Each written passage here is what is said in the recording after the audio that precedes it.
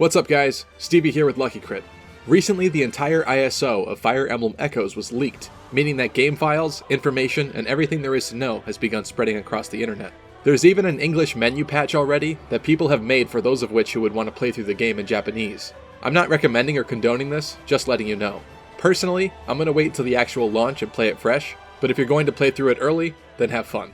This sort of thing happens all the time these days, but thankfully due to Citra software limitations and such, it can't be played in an optimal way.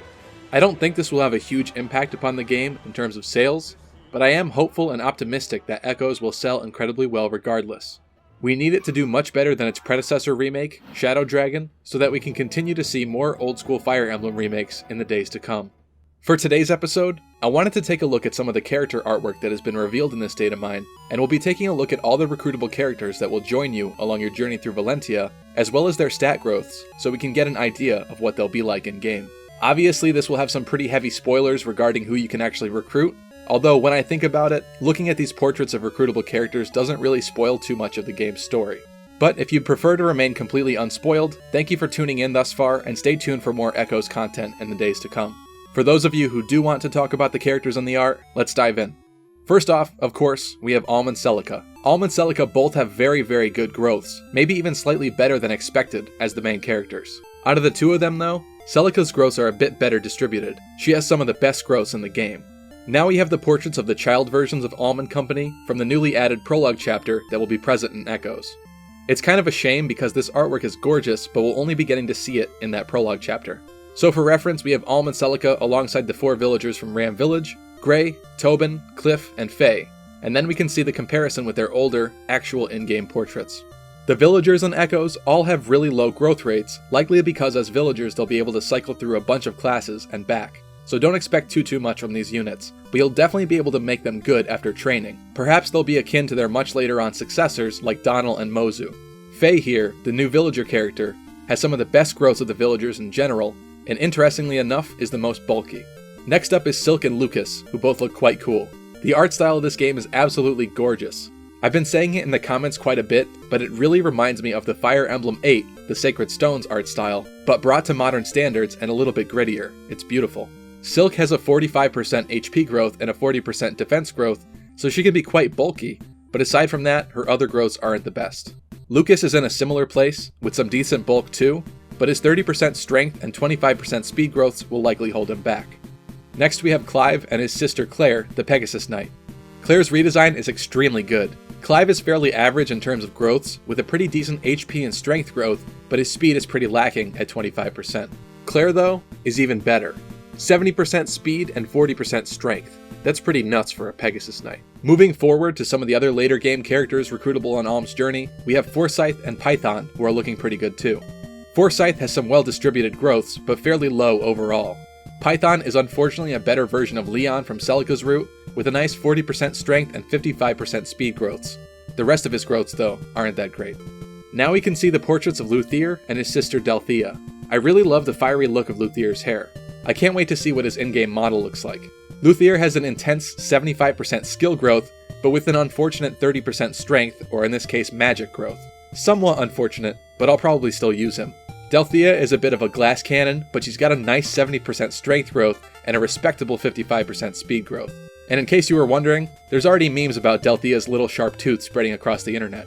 Next up is Zeke and Tatiana. Zeke of course having some interesting history to him, if you know anything about the first few Fire Emblem games and Fire Emblem Gaiden. Tatiana looks sort of like a dancer here, but she isn't. Zeke has some of the best growths in the game. His lowest growth is 40% luck. Definitely a great unit. Tatiana has some good offensive growths, but she's pretty frail with her 30% HP and defense growths.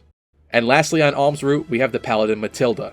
I must say though, even the artwork of some of the pre-promote characters in this game is so good. Unlike other Fire Emblem games, I might be increasingly enticed to use them a bit more while playing through the game. Her growth rates are nothing to scoff at either. She's actually pretty amazing. Next up is Celicas Crew, starting off with Mei and Bowie. Bowie looks quite different to his Gaiden counterpart, but I kinda like the redesign. His tanner skin looks great. Bowie is fairly well rounded, but with a slightly middling 30% speed growth. Mei is much weaker on defense, but a little bit more potent with her attacks, with a 60% strength growth and an average 40% speed. Next is Jenny and Saber. Saber looks amazing, I can't wait to use him. Myrmidons have canonically been my favorite class, and have had some of my favorite Fire Emblem characters throughout the series, so even though Mercenary and Myrmidon are sort of merged here in Gaiden and Echoes, I'm still stoked. Jenny is a little simplistic with her curly poofy hair, but I like her design as well. Jenny, like May, actually has more of a magic growth than Bowie, take that as you will. She's very frail though, and even though she has a nice 50% growth in skill, she's also pretty slow. Saber is pretty bulky, as expected, with 60% HP and 45% defense growths, but his 35% speed and 35% strength growths aren't great. Now we've got Kamui and Valve. Kamui looks great, and I really love that they gave Valve a helmet, considering just about no one in Fire Emblem actually wears helmets, and he actually doesn't look too goofy with it either. Kamui has fairly low growths overall, but they're pretty nicely spaced out. He's got a nice 50% HP, 40% strength, and 40% speed. Valbar's pretty good too, with some nice offenses and defenses, with his biggest bane being his 30% speed. Yup, a dude wearing full armor is just as fast as Bowie is. Next up is Leon and Atlas. I think hands down, Atlas has to be one of my favorite redesigns in the whole bunch.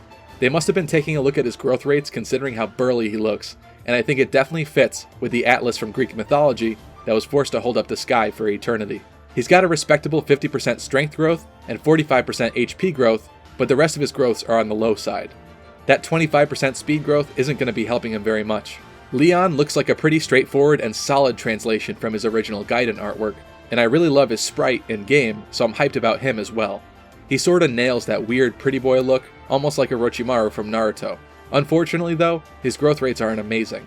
His 50% skill is the best he's got, with everything else aside from his 45 HP sitting at 30%.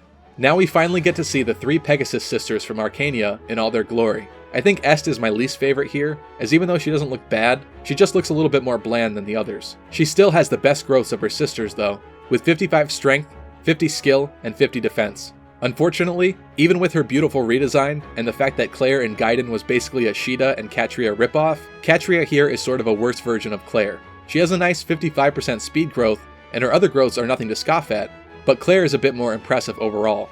Pala is the bulkiest Peg Knight, with a nice 60% strength, 50 HP and skill, and 45 defense, but her 30 speed isn't the best.